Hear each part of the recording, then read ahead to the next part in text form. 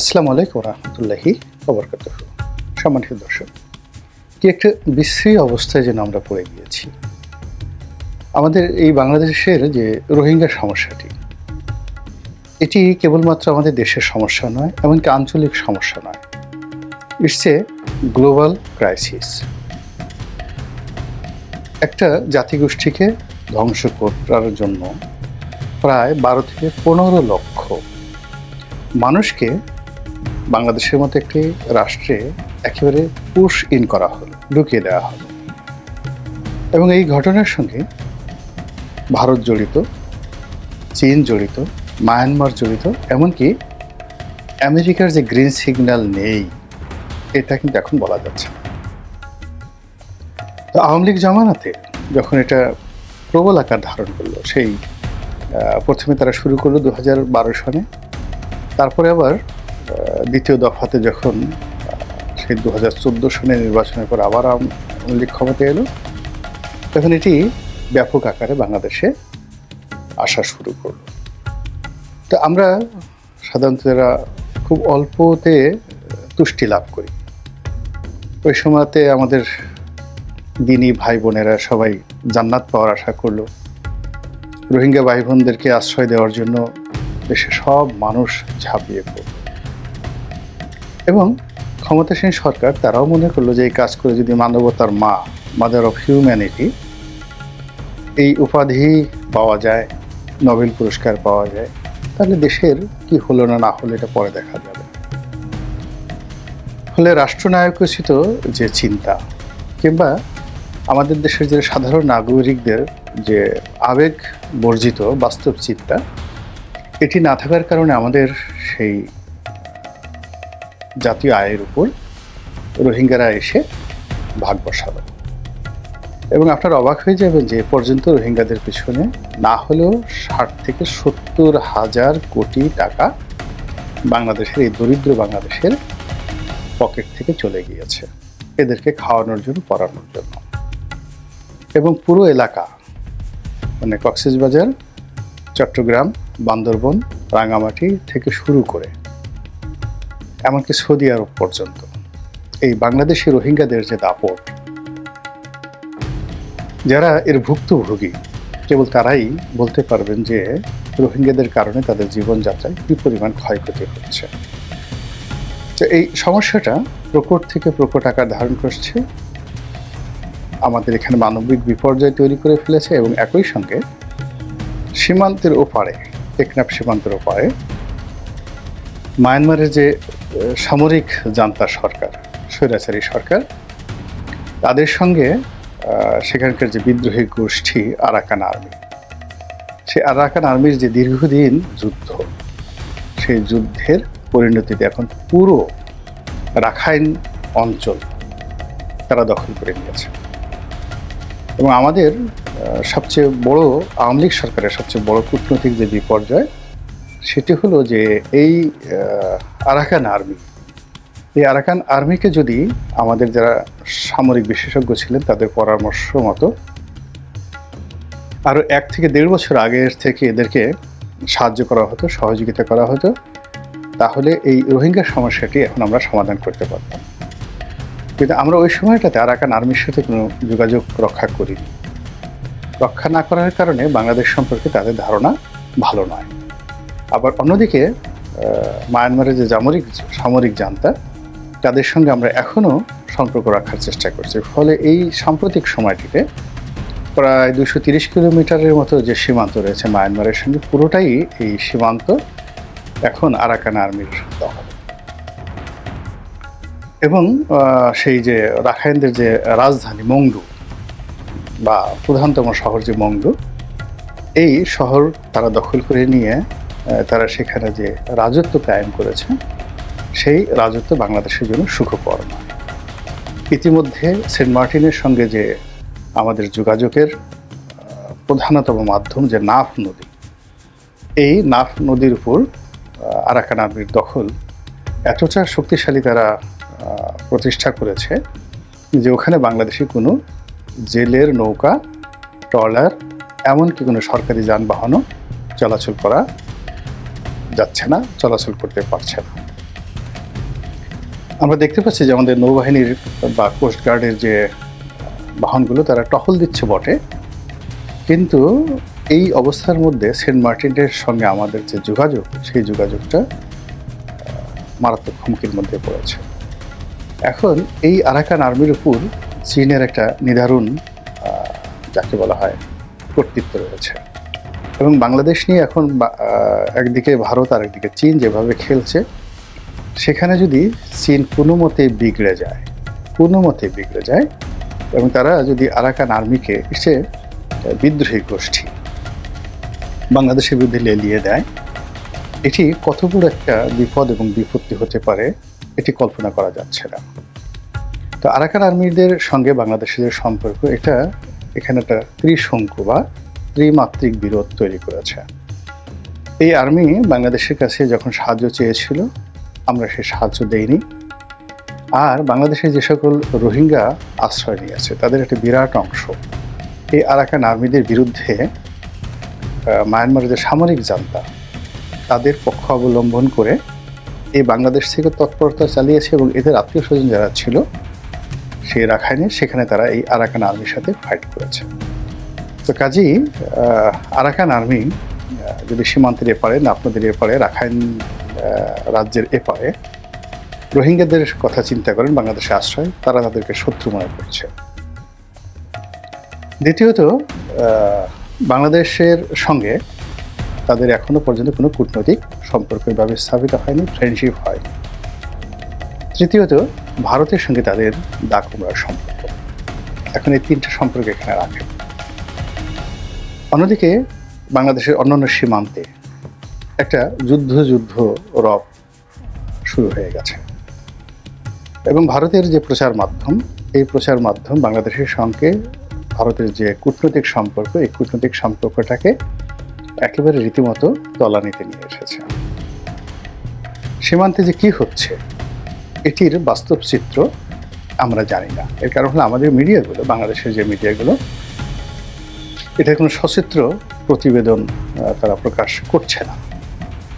আর আমাদের সামাজিক মাধ্যমে আমরা যারা কন্টেন্ট ক্রিয়েট করি, তাদের মধ্যে এমন কেউ নেই যারা এই সীমান্তের এই বিষয়গুলো নিয়ে ড্রোন উড়িয়ে আসলে ও পাশে কী হচ্ছে, এ পাশে কী হচ্ছে, এরকম যাকে বলা হয় ইউটিউব জার্নালিজম যেটাকে বলা হয়, ওটা আমরা কেউ করছি না বাংলাদেশে।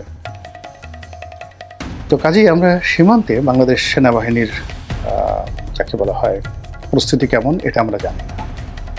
আবার ভারতীয় সেনাবাহিনীর যে অবস্থা কি, এটা ভারতের যারা কর্তৃপক্ষ তারা কিন্তু কোনো কথা বলছে না। নরেন্দ্র মোদী সাহেব কোনো কিছুই বলছেন না, বরং আকার ইঙ্গিতে বিভিন্নভাবে তারা যে সকল কর্মকাণ্ড করে যাচ্ছেন তাতে স্পষ্টতই মনে হয় বাংলাদেশের সঙ্গে তারা একটা কনফ্রন্টেশনে যাওয়ার জন্য প্রস্তুতি নিচ্ছেন।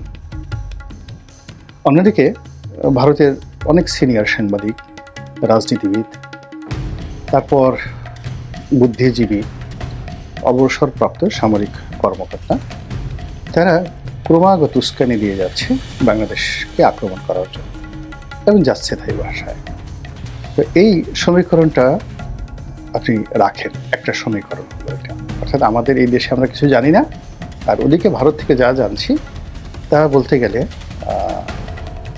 আমাদেরকে আতঙ্ক ধরিয়ে দেয়, এই বুঝি ভারত আক্রমণ করে বসলো। 2 নম্বরে যেটা হলো, সরকারের পক্ষ থেকে এখন যারা আছেন তাদের যেহেতু পাবলিক রিপ্রেজেন্টেশন নেই, জনগণের প্রতিনিধি তাদের মধ্যে নেই, ফলে ওই যে সীমান্ত এলাকাতে, বাংলাদেশের সীমান্ত এলাকাতে সত্যিকার অর্থে জনগণের যে দুর্ভোগ, দুর্দশা, আতঙ্ক, কিংবা এই সরকারের সঙ্গে যারা সম্পৃক্ত রয়েছেন তাদের রাজনৈতিক অভিজ্ঞতা না থাকার কারণে, এবং তারা খুব অলনে ছাড়েন এসে উপদেষ্টা হয়ে যাওয়ার কারণে, এই দেশের রাজনীতিতে যদি বিপর্যয় ঘটে, এদেশের স্বাধীনতা, সার্বভৌমত্বে যদি একটা সমস্যা হয়, এদেশের যে সামরিক তন্ত্র, মিলিটারি সিস্টেম, এটাতে যদি একটা সমস্যা হয়, তাহলে এই সমস্যাগুলো পুরো রাষ্ট্র ব্যবস্থাকে যে কতটা হুমকির মধ্যে ফেলবে, এটি বোঝার জন্য যে রাজনৈতিক প্রজ্ঞা দরকার, সেন্সিবিলিটি দরকার, এটি বর্তমান প্রশাসনের নেই। ফলে এখানে এক ধরনের ল্যাকিংস বা এক ধরনের শূন্যতা এখানে তৈরি হয়ে গেছে। 3 নম্বর হলো যে আমাদের এই ভারতের সাথে যদি আমরা একটি সম্পর্ক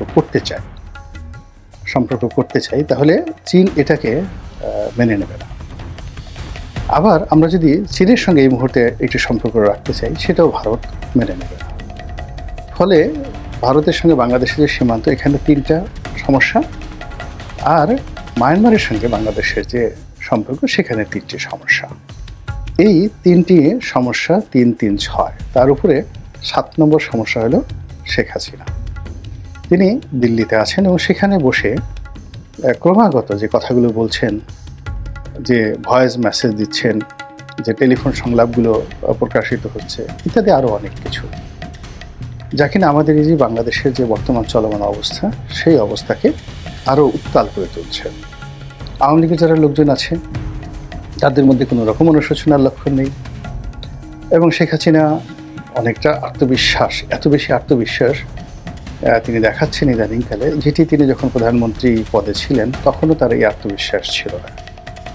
এবং তার মধ্যে যে অহংকার, তার মধ্যে যে ক্রোধ দেখা যাচ্ছে, এটি যারা আওয়ামী বিরোধী শক্তি বাংলাদেশে সঙ্গত কারণেই তাদের মধ্যে একটা আতঙ্ক তৈরি করে ফেলেছে। এই যে 7 নম্বর সমস্যার পরে আমাদের এই দেশে এখন রাজনৈতিক যারা নেতৃবৃন্দ, তারা প্রথম দিকে ভারতের সঙ্গে একটা বন্ধুত্ব করার চেষ্টা করেছিলেন। জামাতেও নরম স্বরে কথা বলেছিল, বিএনপি বলেছিল, কিন্তু এখন এটি বুমেরাং হয়ে গেছে। পাকিস্তানের প্রভাব স্পষ্টতই বাংলাদেশে এখন আছে, ক্ষেত্রে কোনো রাগঢাক করার কিছুই নেই। আর চীনের যে প্রভাব তাও আমরা বুঝতে পারছি।